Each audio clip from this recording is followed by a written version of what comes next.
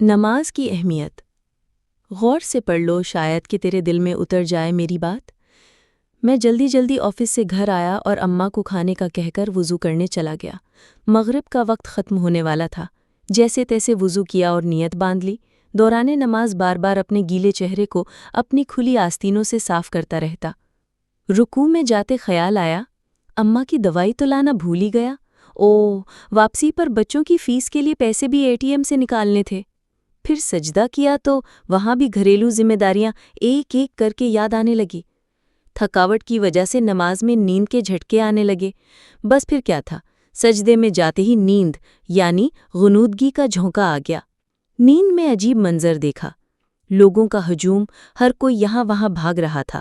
کچھ لوگ کاغذ تقسیم کر رہے تھے۔ میرے پاس آ کر بھی کاغذ تھما دیا جس پر میرا نام لکھا تھا۔ پوچھنے پر بتایا گیا، یہ تمہارا اعمال نامہ ہے، اب جا کر وہاں سامنے جمع کروا دو جہاں باقی سب جمع کروا رہے ہیں، پھر نام پکارا جائے گا فیصلے کے لیے۔ میں نے بھی جا کر کاغذ جمع کروا دیے اور لائن میں واپس آ گیا اور اپنے نام پکارے جانے کا انتظار کرنے لگا۔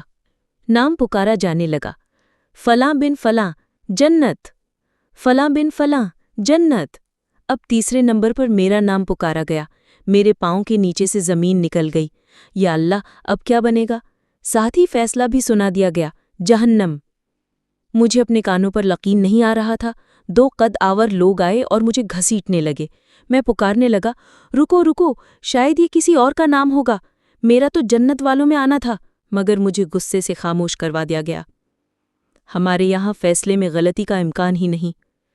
مجھے جہنم کی طرف گھسیٹا جا رہا تھا اور میں مدد کی بھیک مانگتا جاتا۔ نہ میں جھوٹ بولتا تھا، نہ دھوکہ فریب دیتا، نہ شراب اور زنا جیسے کام میں ملوث تھا، پھر جہنم کیوں؟ مگر کوئی سننے کو تیار نہیں تھا۔ جہنم کی گرمی مجھے محسوس ہونے لگی۔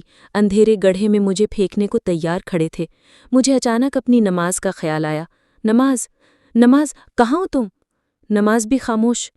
جہنم کی آگ کے شعلے مجھ سے لپٹنے کو بے چین ہو رہے تھے اور مجھے جہنم میں دھکا دے دیا گیا۔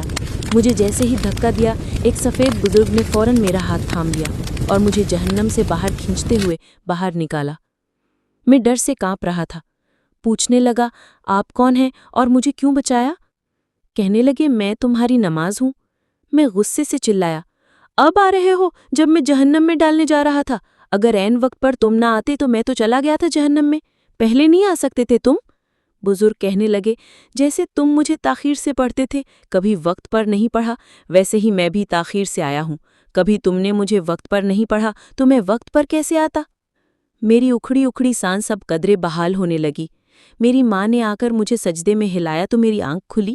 بیٹا خیر ہے، تم نماز نماز پکار رہے تھے سجدے میں۔ میں حیرت سے خود کو ٹٹولنے لگا کہ میں زندہ ہوں۔